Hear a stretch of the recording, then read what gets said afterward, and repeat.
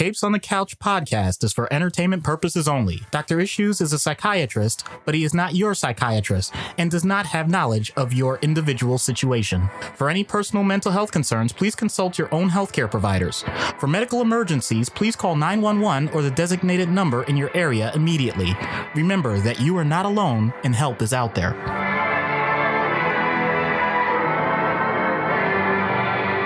Hello and welcome to Capes on the Couch, where comics get counseling. I'm Anthony Sitko. I'm Dr. Issues. This is issue number 76, Kamala Khan, as selected by our patron, Ruby. Love this pick. Love this character. So thank you very much, Ruby. It's always a good time talking Kamala Khan. I mean, she definitely is outside the box in terms of what we think of when it comes to comic book heroes. So looking forward to it.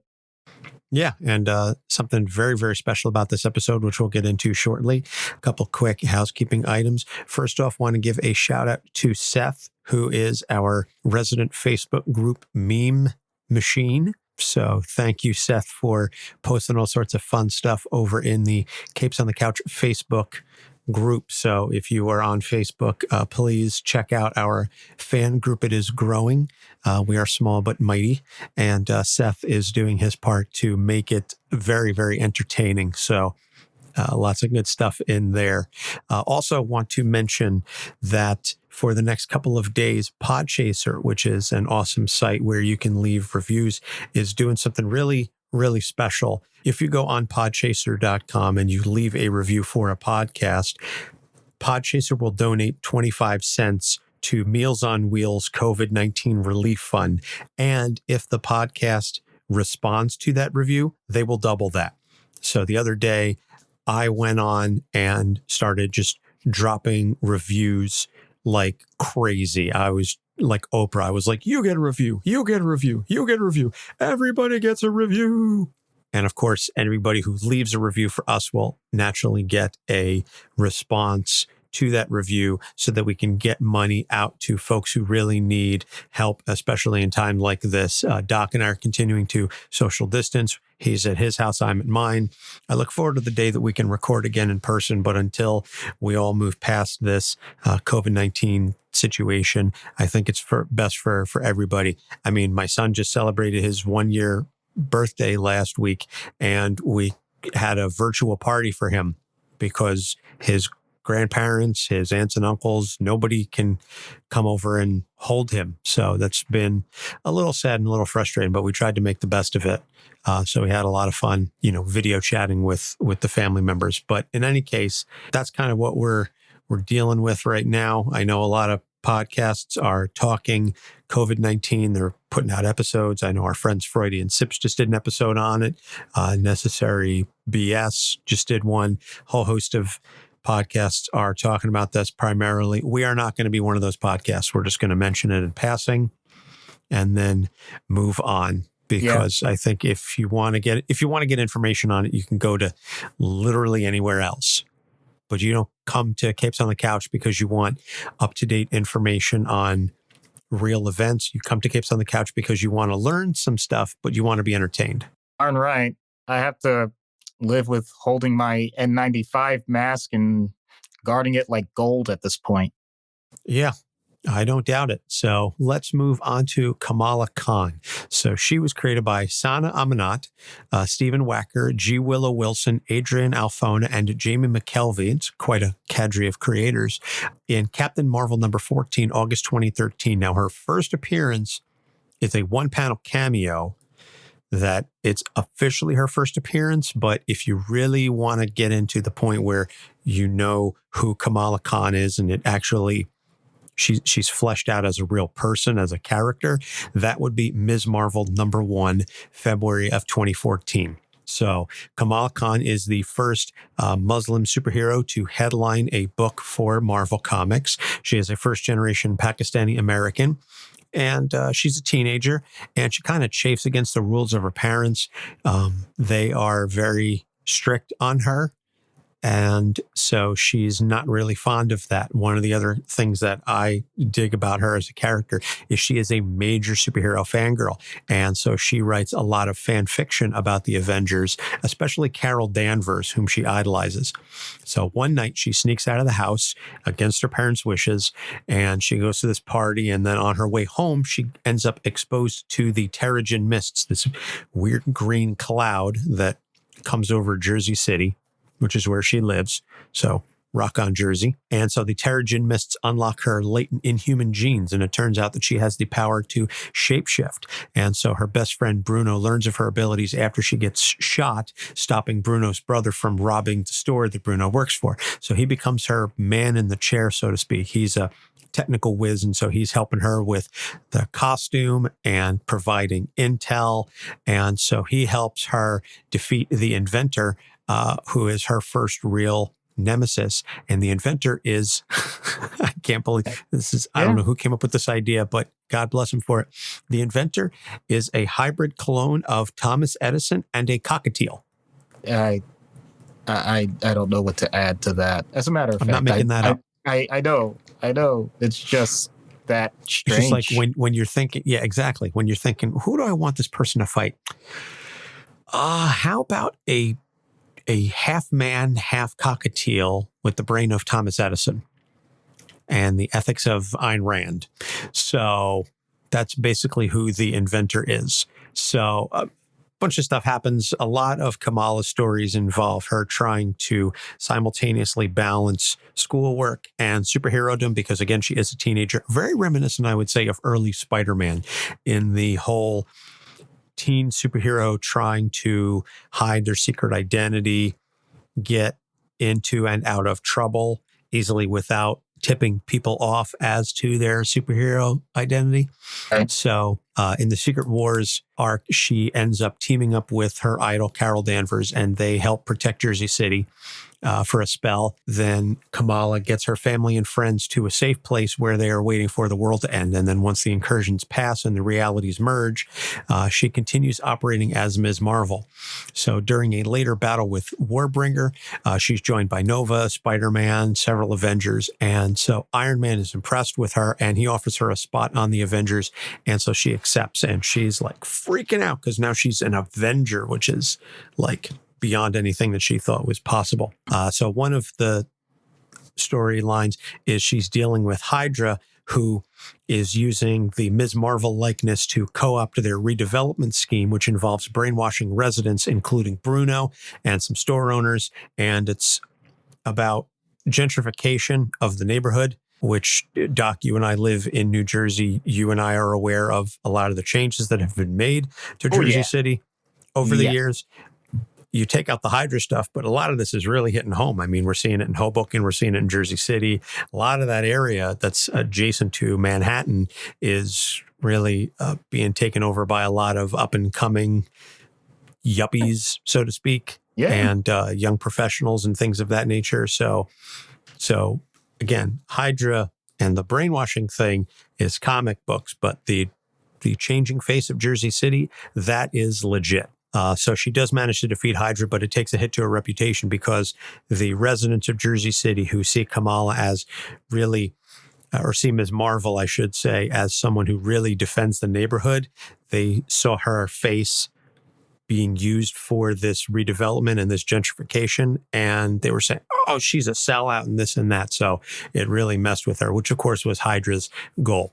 So and that's when she decides that she sings Don't Cry For Me, Argentina. That's Carmen Miranda. I'm sorry. But a very similar story. Anyway. I was going to say that's Madonna, but I won't get into that. Oh, geez. Okay. So during the Civil War II storyline, she initially sides with Carol Danvers because Carol uses the fact that Kamala is infatuated with Carol to bring her onto her side of utilizing the inhuman Ulysses and the precognitive abilities that they have to stop crime before it happens. And so she's convinced, well, if Carol's behind this must be the right side. But she comes to realize that Carol's sort of manipulating her and she stands up to her idol, especially after Carol's precog arrests a friend of hers named Josh, who was supposedly going to blow up the school. And in the ensuing attempt to rescue Josh, Bruno is seriously injured and he blames Kamala. So she's like, you know what?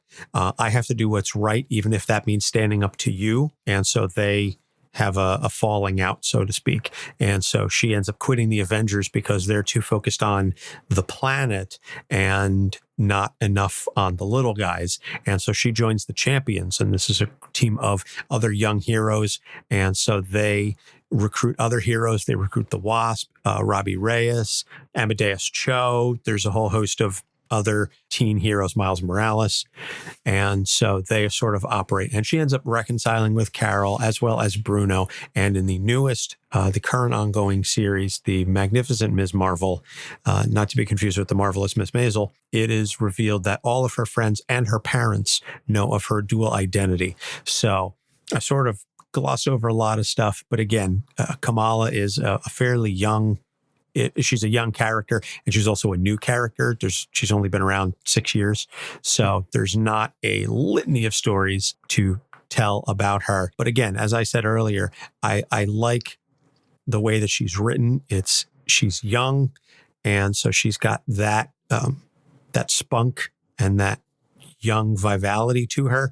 And the fact that she is as infatuated with superheroes as she is, I think makes for a very compelling and interesting story. So let's talk about her issues. So before we'll get into the fangirling aspect in a moment, but the first thing that I wanted to touch on is she's dealing with very strict parents.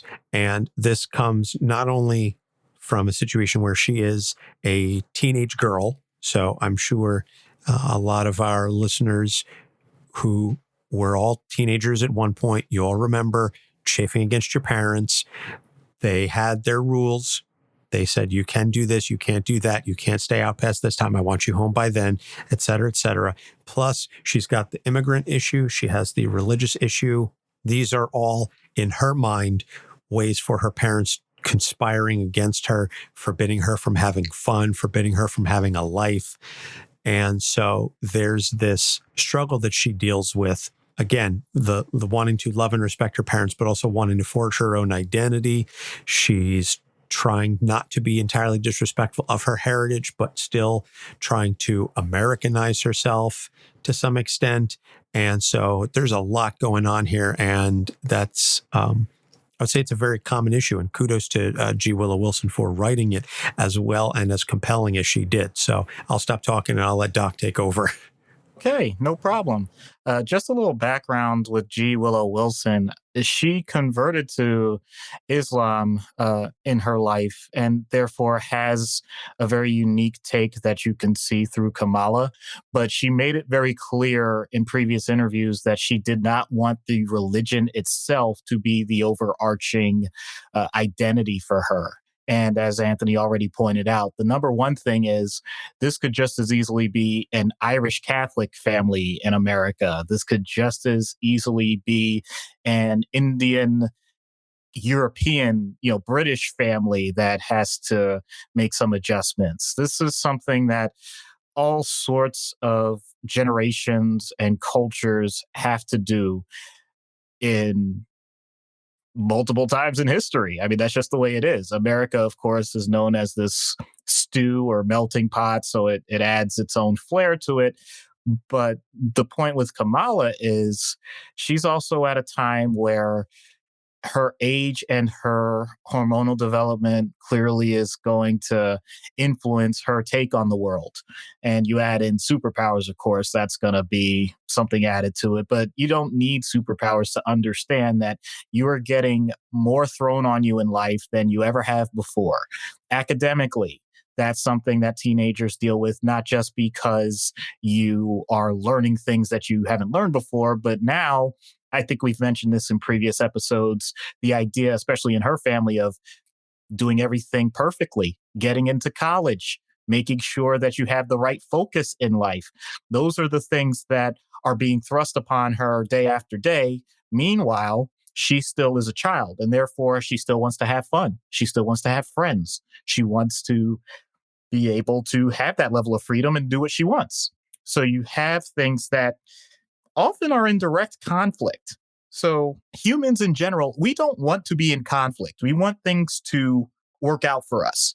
And the teenage brain is usually wired to say that if something is not for us, then it is against us. And if something is against us, then it has to be, well, I'll use the gentle term, it has to be overthrown. Because no lie, there are some families where it does get into physical fights. Thankfully, that doesn't always happen. Sometimes it can be a matter of just simply doing minor rebellious things, something as simple as staying up past your bedtime, which is fairly innocuous. But it can take other forms. It could take experimenting with substances. It can take trying to develop relationships, even when your family, for many reasons, may either frown on it or outright forbid it. And we'll get into that a little bit later. It can be just simply doing the exact opposite of what people are telling you because you don't see any other way out. And I don't even mean that to sound as dramatic as I said it. It's more along the lines that you're just trying to see if your way of thinking will actually work in the world. It's experimentation. That's something that, in theory, you can have a balance for. But then again, I'm also going to take a side that, especially now that I'm a parent, maybe I didn't understand in previous years. There's a protective factor in why parents act the way they do. They've had their own experiences, been there, done that, and therefore either they found that their way worked, or maybe they found that they're doing something similar to what the teenager did and it didn't work, and they just want to protect them. But either way, it's the type of dynamic where it's not meant to be equal. And the best way I could say it is and maybe I'll get some flack for saying this, but your parent is not your friend. And so from that standpoint, some children wish their parents were their friends, and sometimes parents wish that they were their children's friends. And when there's a disconnect as to what level they're on, then that just makes it 10 times worse. So you end up in this spiral pattern of trying to get along more while trying to step on eggshells and not, or trying to avoid stepping on eggshells and not making things worse. But also sometimes looking in and saying, okay, this isn't working, we have to step in. While other times you're saying, okay, this is a time where maybe we need to pull back. So everyone is struggling with this all simultaneously. And no one else, no matter how much we try, no one else can really automatically say, nope, this is the right way. If someone could do that, I'm pretty sure they would have already solved all the problems in the world and we'd be in a utopia, but we're not. So Kamala, unfortunately, ends up in a situation where she is able to do more than most teenagers, and therefore she's actually able to take control of a lot of things in their lives that she otherwise wouldn't be able to. And actually, that's not that far off from some of the things that are happening right now, because I can tell you anecdotally, there are some situations where teenagers are the ones with the jobs right now. They're the ones that have the license and are driving for Uber or Lyft or doing deliveries, while their parents, who have sometimes more upscale jobs, if they can't work for home, are being furloughed. So those types of dynamics are not just in comic books. They really do happen. And when it does happen, there can be some resentment that starts to build up, because now parents that were really trying to make sure that their kids are on the right path, that's great. But now they're basically saying, okay, well, you're going to take care of everything, right? Because that's your job now. And the kid is probably like, this was supposed to be like my fun money. Now I have to, help the family. What on earth? And I think that's directly related to someone like Kamala with her powers. So life can imitate art in ways that we don't even expect in these circumstances. I don't envy anyone that is going through something like that. To be blunt, I don't envy anybody that went through teenage years with that type of huge split in terms of the dynamic. But the thing I will say in general, from what I've seen, is that it tends to come from a place of love. And as long as everybody remembers that, there will be ways to work it out. I'll leave it at that. Excellent point. And I am reminded of something that Sheikh Abdullah said in one of the series. I forget which one, because there have been a couple, where he basically says that, to your point, that each generation thinks that it invented love and that it is the first to go through all of these situations that it is dealing with, and that they are not really interested in listening to the experience of their elders. and that if they would just do so, that things would be better. And the other point that he made is also that parents forget that they also went through a lot of these same situations. And so they need to be a little more understanding of their children when they are going through it. It's like, now that the parents are older, you forgot you used to do stupid stuff back when you were younger. So maybe back off your kids a little bit and cut them a little bit of slack. So I think that parents and children, both on both sides of the spectrum, can certainly learn from each other and be a little perhaps more understanding, moving forward in the future. So the next issue that I want to talk about, as we discussed it very heavily, and a major component of Kamala's character and her characterization, is the fact that she is a superhero fangirl. She is very much infatuated with the Avengers, superheroes in general, and especially Carol Danvers, and which is all well and good. It very much leads to a broken pedestal situation, particularly during Civil War II, where she is convinced that Carol is doing the right thing. And because she's Carol, she must be doing the right thing. And it turns out that Carol is sort of in the wrong in this situation. And Kamala struggles coping with that.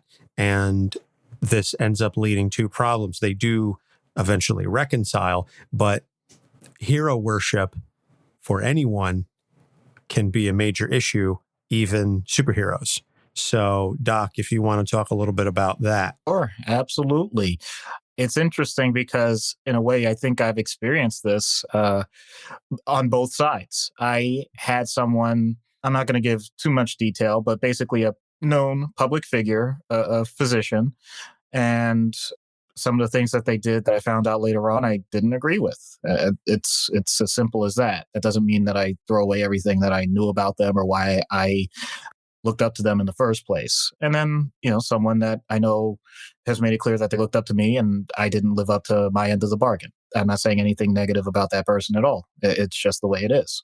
So from that standpoint, just, not just from personal experience, but knowing that in any relationship, in any situation where one person is trying to make a connection with someone else and they actually get the opportunity to make it personal. In other words, we're not talking about just fangirling. We're talking about the fact that she got to know Carol. She actually got to interact with Carol. They did positive things together. So that goes from just being a part of being a fan, which is short for fanatic. Sometimes we forget that. It becomes a true dynamic that is going to evolve over time. But unfortunately, sometimes we as humans like to simply focus on what we consider to be the positives and don't look at, I'm not even going to say negatives, we're going to look at the quirks and just throw them away as if they don't exist. So from that standpoint, you're setting up a straw man. You're setting up the idea that this is the thing I have to live up to and I have to continue to focus on. And then if any one part, regardless of if it's directly related to what I consider to be positive, goes wrong, then that means all of it is wrong. It's the type of catastrophizing that can lead to a very negative social outlook. So in this case, I will say Carol did have a direct role where when I read it, it did sound like she basically was manipulative.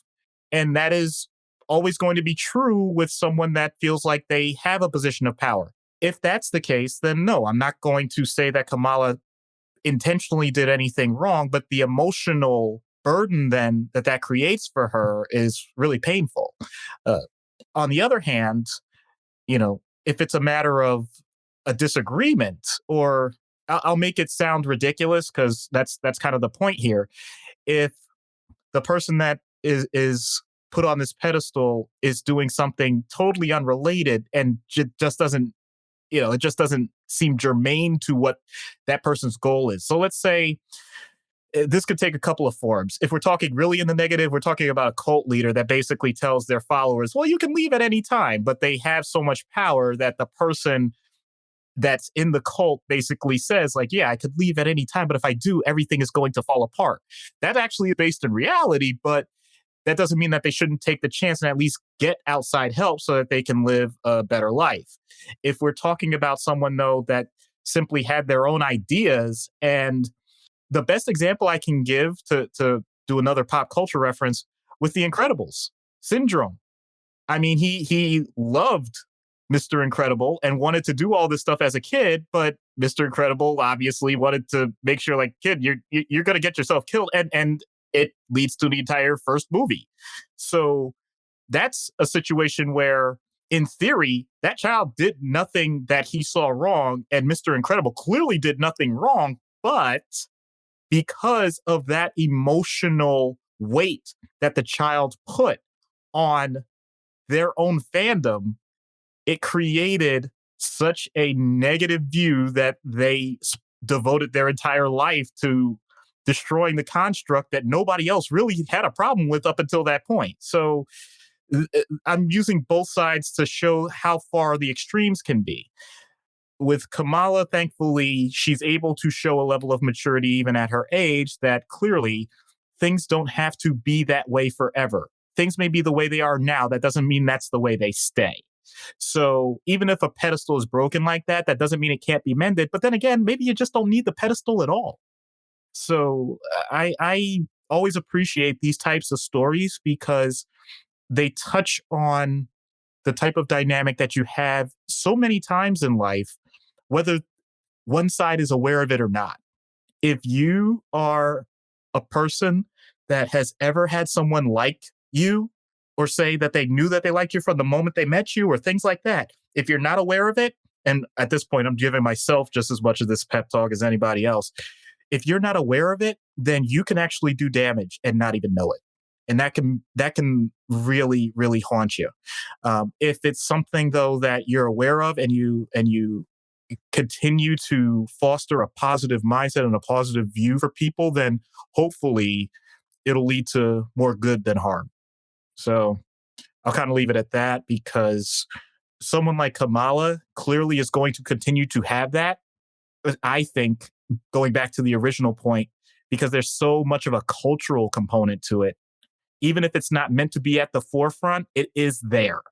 And there are real life examples of Kamala being used as a character to demonstrate that in our society. So it would be foolish to say that, well, the Carol thing, that was a one-time thing and that's that. Like, well, maybe with Carol itself, but not with Kamala. Interesting. And I do like your point that instead of trying to repair the pedestal, maybe you should just get rid of the pedestal to begin with. I think that's it's a very powerful point, and it's not something I had really considered beforehand, because I guess I was looking at it from the point of view that, you know, this is her hero and her idol. Because I do think it's important that you have people to look up to. And I know you're not necessarily discounting the idea of having a mentor, having someone to look up to, but if it comes to the point of almost fetishization of that person, that's where it could potentially become a problem. And I think maybe for Kamala, it sort of crossed that barrier just a titch, and it took something like the Civil War situation to get her to back off and see things a little differently. So excellent points, Doc, as always. So the last thing that I want to touch upon is something that's more related to Kamala being both a teenager and, dare I say, to some extent, a young woman. But it's this notion of the whole crush that she has on Bruno and the unrequited feelings that she has, and this sort of will they, won't they type scenario where she's struggling with how she feels. And then we didn't really get into this too much in the background, but Bruno does end up getting a girlfriend because they push each other away for a spell because they realize that it's not going to work with Kamala's double life. And that so she basically tells Bruno, you know, you have to move on from me. And he does very reluctantly. And he ends up dating this girl named Michaela, for a while. And that really hurts Kamala's feelings, because she was like, I thought you were like, my person. And now to come to find out that, you have somebody else, that really messes with her for a while. It does, like I said, end up getting resolved in the current run. But just from a teenage perspective, the whole notion of unrequited love and teenage crushes could be very powerful. Yeah, you're absolutely right. And I think I'm going to use this as a reminder to adults, if you're listening and you have teenage children, if you don't remember what it was like for yourself, or you didn't even have that experience, so be it. But the first thing I will say is that it's real. In other words, I think it's become the status quo to say that when a teenager is in love or is experiencing that for the first time, or any time when they're still in that adolescent phase, that doesn't make the emotion any less legitimate. And if we don't keep an eye on that point, then it becomes a situation where everyone is just talking past one another. We can't just flippantly say, "Oh, well, it's a thing. It's for now, but don't worry, you'll find someone, or there's other people and all." When you start saying that too often, it starts to illegitimize the idea that a person at any age can't have the most intense feelings for their particular time period. That's not fair. So now that I've got that out of the way, this is a situation where Kamala really has an ideal, and similar to the pedestal thing, but not in terms of wanting to look up to someone. It's just simply finding that true connection that you think is going to last the rest of your life. That's the part that becomes so alluring at such a young age, because the types of love and affection that we experience up until that point for most people is very different. Let's phrase this a different way and make it sound almost bizarre. Someone that you have no connection to, a complete stranger that you will only you will only spend a fraction of your time with, or maybe up to a school day, depending on how your schedules are. You are now so connected with that you are willing to say that they are the most important person in your life, and you will spend the rest of your life with them. Sounds insane, and yet that's pretty much what most of us do. We make decisions at some point that someone that otherwise, if it weren't for the fact that we just simply say, I want you to do this, will end up with a connection with someone else that otherwise would not automatically have that connection with you. That's true of friendship as well. But you're saying this is the one. I'm not going to get into polygamy or anything. So how do we get past that huge emotional and mental hurdle to say that, yes, I am going to completely trust this stranger? You have to have an emotional connection in theory. Otherwise, it just doesn't work, even if it's backwards. In other words, let's go ahead and go with this, because I'll bring in the cultural point to it. Let's say that you're talking about arrangements. Even in that case, just about every culture that does that points out, well, the whole point is you get so familiar with the person that you do start to develop that type of connection and recognize it as a positive, because otherwise it's just really creepy. So she's young enough where she's allowing herself to have that experience, and provided that there is that physical connection, and with teenagers, that is a humongous thing, then everything else actually sounds really simple. Like, why wouldn't I go ahead and spend my time with the person that is producing this feeling for me? So then the next hurdle, and we've discussed this in previous episodes, is what happens after that initial endorphin rush fades? Or what if only one person got that endorphin rush? The other person wanted the endorphin rush, but it never happened. Now we have the awkward conversation. Wow, I don't know if I want to continue trying with this, but I don't know anything else. So I don't know if I want to do this again. So now our brain tricks us. It tricks us into saying, because I had this positive experience with this one person in terms of the emotion involved, either that's going to be the only one I ever have, in which case I have to stick with that person, or the pain when it goes away is so bad that there's nothing worth it. I apologize. I said that so clumsily. It's not worth it to go through all of that again. All of this points to what some people have referred to as the greatest love story of all time. We were talking about this just before recording about Romeo and Juliet. And Anthony, believe me, you could say it. I'll say it too. That's just total bunk. The idea that is the world's greatest love story, I think it actually is the perfect example of how teenage love is. It can be absolutely wrong. But like I said, not to lose sight of that very first point, the emotion is real, but the consequences don't have to be terminal. And so teenagers may or may not know the difference. And that's where they may need, or not may, they definitely need other older, and I'll dare say it, wiser people to remind them of that. But I'm also going to go ahead and I'm going to acknowledge, how many teenagers do we know that stuck together for years and years and end up getting married and end up having children and end up living the rest of their lives together? I see it plenty of times. I hope I'm experiencing it, to be blunt. So from that standpoint, I'm not going to knock teenage love. I'm not going to knock the crushes, but I am going to acknowledge they may be temporary. And if they're temporary, don't let them be the end. Well said. I'm not going to comment more about that because I know that we are trying not to divulge too much of our personal lives in here. But I know at the very least, you and I know of at least one couple that we went to high school with that's still married and still together, possibly more. But at least one of them comes off the top of my head. So in any case, all good stuff. So we're going to take a quick break, plug a couple of shows, and then we come back. We're going to get into treatment. So stay tuned. We'll be right back.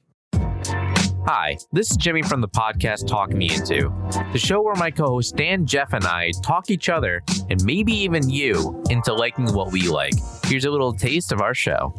I need another episode. Whoa, my God. I was not expecting this. It claps too. It does. It do clap. It's a proper bop. Jeff and Jimmy, did I talk you into liking spoilers? No. If you feel so inclined, you can listen to our show every Tuesday. Find us in every podcasting app and follow us on Twitter at TalkMeInto.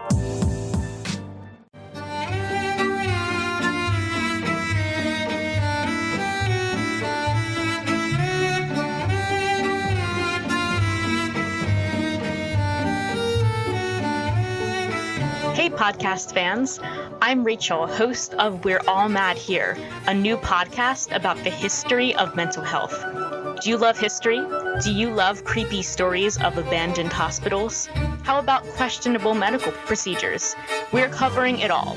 Not only will we sneak around in old asylums, we'll talk about the patients that stayed there and what their lives were like. We're covering disorders, cures, and living life with mental illness. So come join us on We're All Mad Here at allmadpod.com, because the history of mental illness is insane.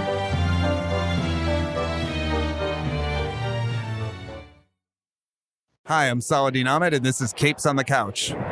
And we're back. So treatment in universe. Now, this is one of those situations where, and I know we're going to touch on some of this stuff a little bit in the skit, but Kamala, for all of her issues and for all of her teenage vitality and inexperience, and dare I say, to some extent, immaturity, she is incredibly well-rounded and very grounded and a very rational individual. So I'd be very curious to see what treatment options you would offer for Kamala Khan. Yeah, I gave this a little bit of thought. I'm not sure it will be much different than Out of Universe, but I think there has to be some focus in terms of knowing her boundaries, even with her powers. There's this idea that don't want to crush her hopes. She at times feels like she can do anything, and that's a wonderful feeling. But I think she ends up putting on these rose-colored glasses that say, well, if I can defeat this person, if I can, hang out with these heroes and all this, I can do anything. And then the second that something goes wrong, I'm not saying she doesn't fall apart, clearly not, but you could tell that it does emotionally take a toll on her a little more than would be expected from someone with more experience in those patterns. So I think the main focus, may even be getting the type of interactions, like it would be interpersonal therapy. In other words, tell me about how you're interacting with Bruno. Tell me about how you're interacting with Carol. How, and almost going back and forth, line by line. Almost as if it's a skit itself. Mainly because when someone is so wrapped up in the emotion of serious events, they may not recognize each individual step they're taking and the influence it's having. In other words, I think she's actually pretty good at the whole. I think she's good at getting the main focus of major goals in life, but this is one of those few times that I think it's better to get focused on the details, because doing that will allow for her to have a better emotional process. Because what's happening is things are building up. And at the end, it's like, oh my God, what happened? And how she feels, while she might be able to process it a little bit at a time in the moment, so that it doesn't end up in this big, these big events that she has to make these drastic changes. So it sounds more dramatic than it needs to be, and I would like to limit that somewhat. And I think the types of characters that she's dealing with would support that. So I don't think there would be that much conflict per se. If anything, I would say the biggest conflict would be with her parents. But even that, especially now with the most recent issues, I mean, it sounds like these are things that can be worked out. Kamala comes across as what I like to refer to as the worried well. And I don't mean that as an insult. What I mean is, it's the type of thing where a person is clearly, if no one intervened, like if a mental health professional didn't intervene, would Kamala's life be okay? And there's a very good chance I would say yes. But that doesn't mean it can't be better. And that doesn't mean that we can't help. So if she seeks out the help, that's fine. She's not in a situation where I would think to myself, oh, she needs to be in a hospital, she needs to do this or that. So I wouldn't focus on that. It would be, as I've said so many times, what can we do to make you an even greater hero than what you are? And I don't have any major gimmicks with it. I don't have any super strange techniques for in-universe. So, maybe it's just a little bland for that sake. Maybe I'm more of the break in between the action, but that's okay. Sometimes that's really what a person needs. Okay. All right. Yeah, like I said, I was very curious how you were going to address all of the issues, and speaking on everything that's been going on with her parents, it is better in the newer stuff, but it is still certainly not, I would say, completely resolved. They are still very much worried about her and obviously concerned for their daughter, who is going out and risking her life on a almost nightly basis. And I mean, that's just a parental thing that, certainly you and I as parents can certainly appreciate, even if our kids don't have superpowers, that you don't want them going out and risking their lives on a regular basis, because there does exist a legitimate possibility that they won't come home. And as a parent, that is a terrifying thought. So out of universe, then, what would the equivalent be? I suppose you've got child of immigrants, a young teenage girl dealing with the strictures of religion and parenting and boy troubles, not to be sexist or pedantic about it, but that's essentially what she's dealing with, is boy troubles, trying to fit in, all of the teenage stuff. And so I know you alluded to it earlier. You don't want to say to them, well, that's okay, you're going to get over it, because that's being incredibly dismissive. But how do you give them the benefit of the experience that they don't have and won't be able to gain for many, many years without forcing it on them? Yeah, the biggest thing here for teenagers is figuring out what their language is. And no, I'm not referring to like immigrants and different languages. What I'm referring to is what exactly is it that the person uses either as a coping or defense mechanism, and really tapping into that. So teenage years have the capacity of being some of the most creative times in a person's life. So it's often where people are still trying to find what it is that's going to work for them, even as an adult. It can be a matter of music, it can be other art, it can be writing, it can be athletics, whatever it is, you have to tap into that language. So for someone like Kamala, let's kind of translate it where, she's kind of a school, she's basically I like to call them the hybrid. In other words, it's clear that she's smart enough to hang with the nerds, but athletic enough that she can relate to the jocks.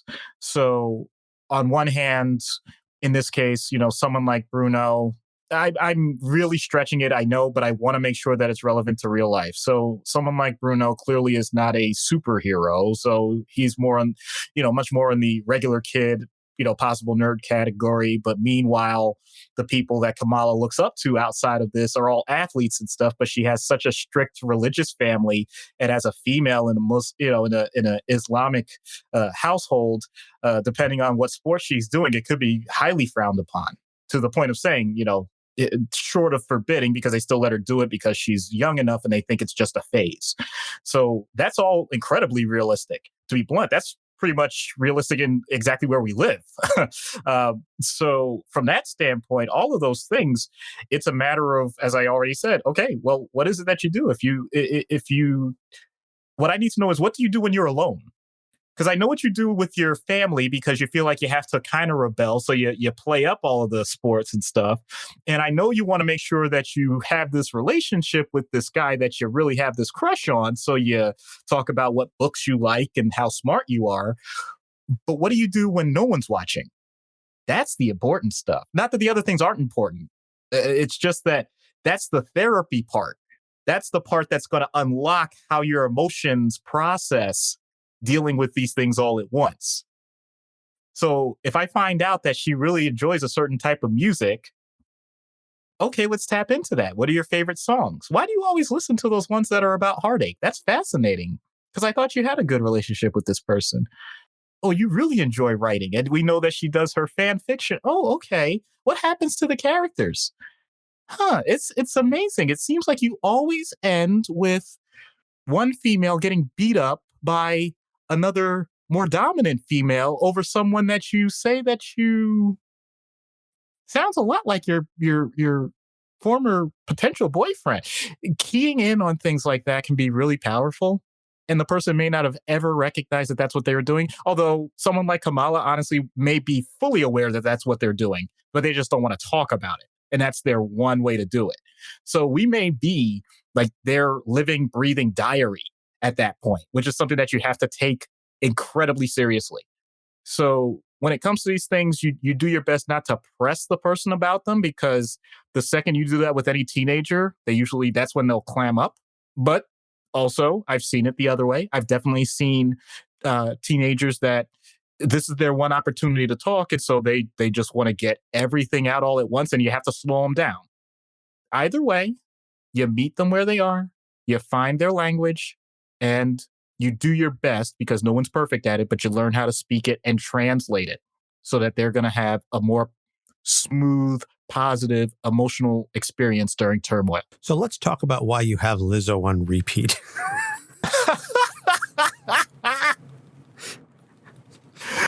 I saw your Spotify playlist. It's nothing but Lizzo. Let's talk about that. Interesting.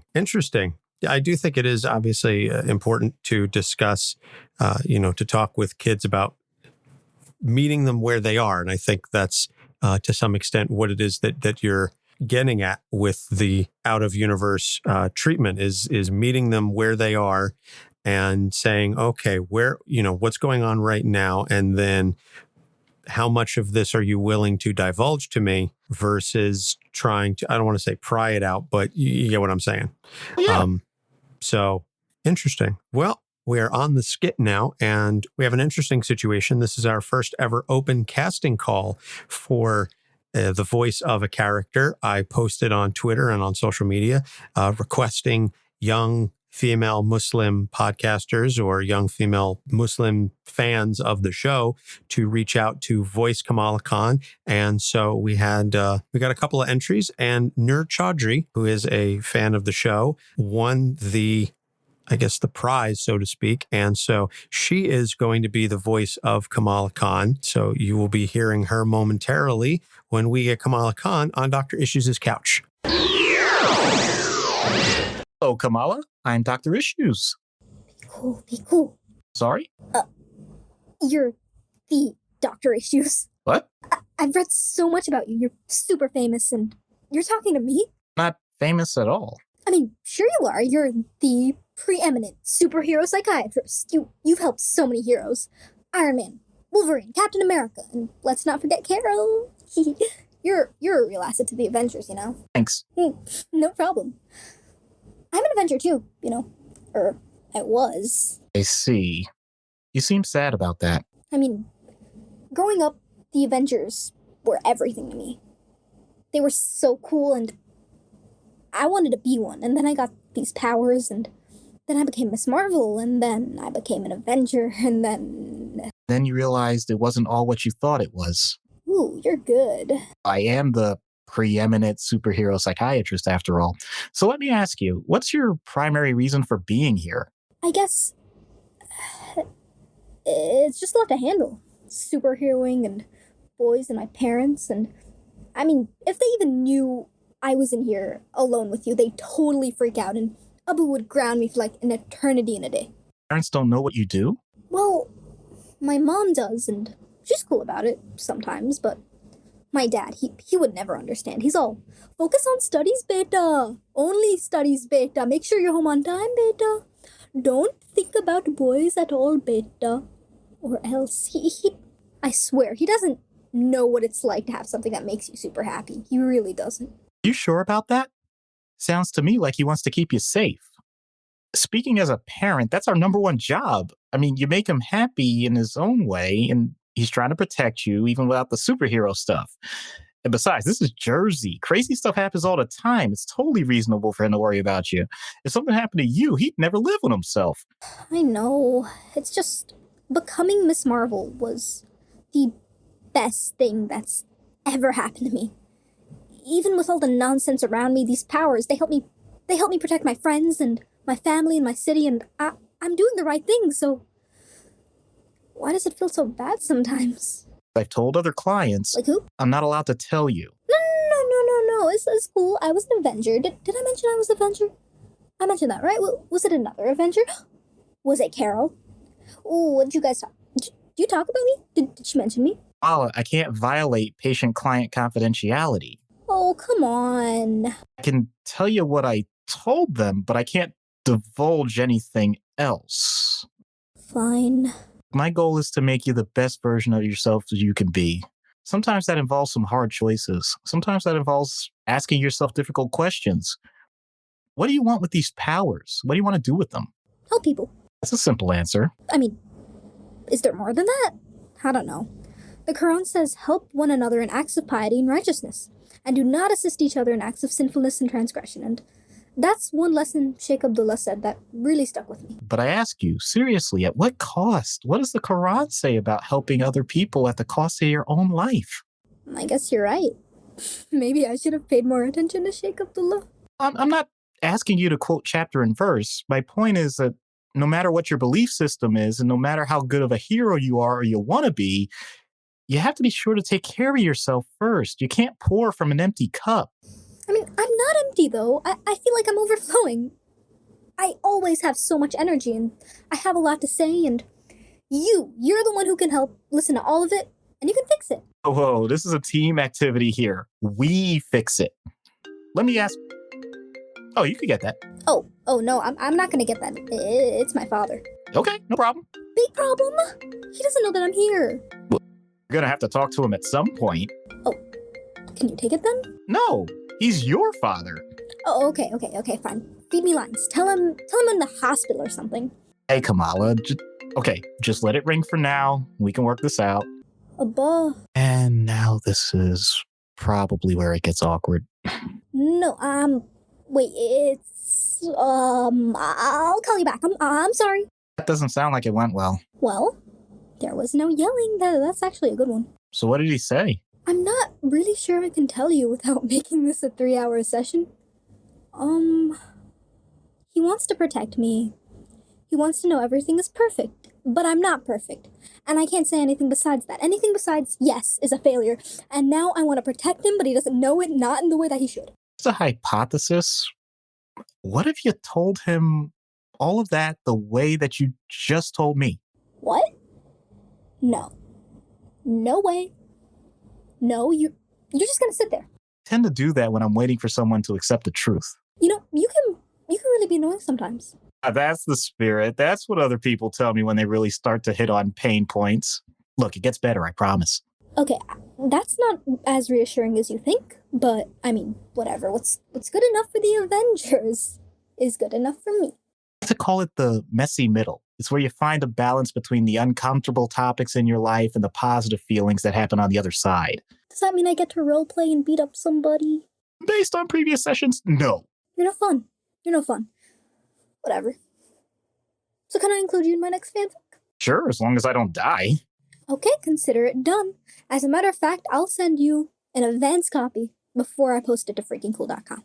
Thanks, just what I always wanted. Then everyone will know how good you are, and you'll get more clients. Oh, goody. Well, I think that went well.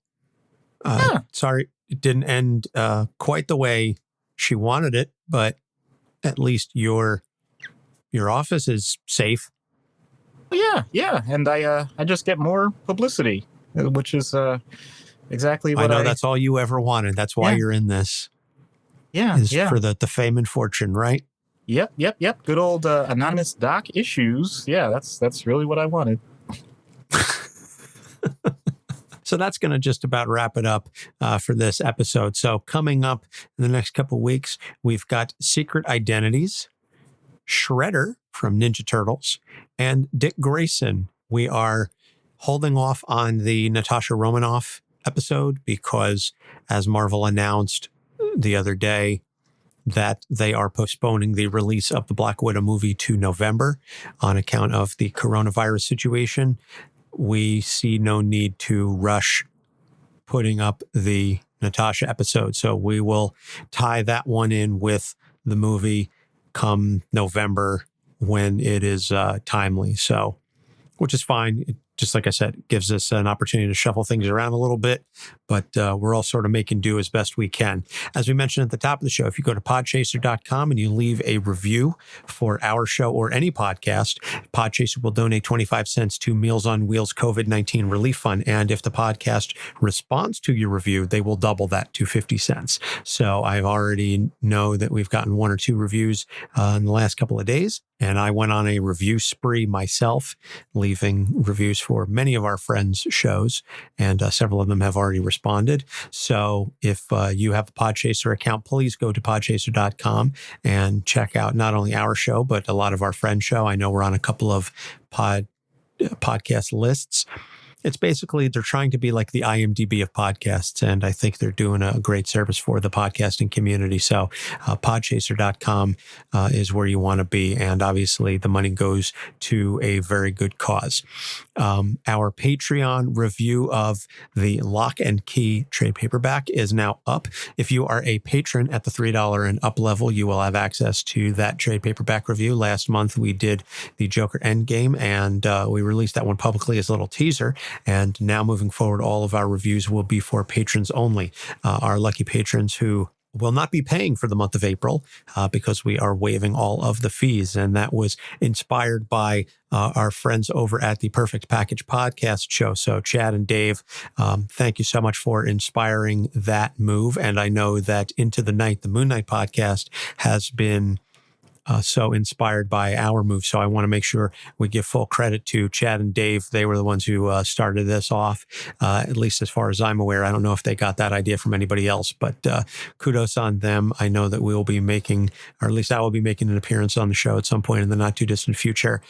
Doc, you and I are also, as of the time that this episode is out, we will have just recorded a guest spot on the Guardians MH podcast, our fellow mental health Avengers. So that's awesome to know, and looking forward to, as of recording this episode, we haven't done it yet, but looking forward to talking Mega Man will be the character that we're talking about. So I'm going to go, as soon as we're done with this, I'm going to go play some Legacy Collection to refresh my brain on the Blue Bomber. Yeah, that really makes sense. Yeah. So that's going to about do it for the show. As always, you can find us on all of social medias at Capes on the Couch. We are basically everywhere on all of the podcatching platforms. And if you listen to us on a platform that allows you to like, rate, and review, like Podchaser or Stitcher or Apple Podcasts, please do so. And if you send us a screen cap of that rating and email it to us at capesonthecouch@gmail.com along with your physical address, we will send you a sticker.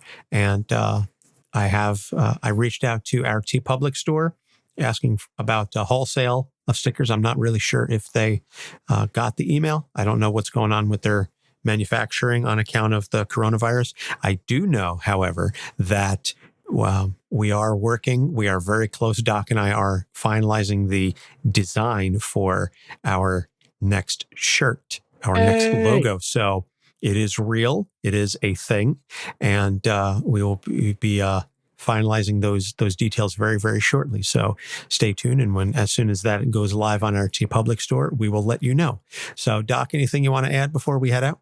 No, just it's a beautiful thing when teenagers really learn how to navigate life without absolutely destroying everything in their path. And that is not as sarcastic as it sounds. Excellent point. So thank you so much for Doc Issues. I'm Anthony Sitko. Thanks for listening. We will see you next week. Capes on the Couch podcast is for entertainment purposes only. Dr. Issues is a psychiatrist, but he is not your psychiatrist and does not have knowledge of your individual situation. For any personal mental health concerns, please consult your own healthcare providers. For medical emergencies, please call 911 or the designated number in your area immediately. Remember that you are not alone and help is out there.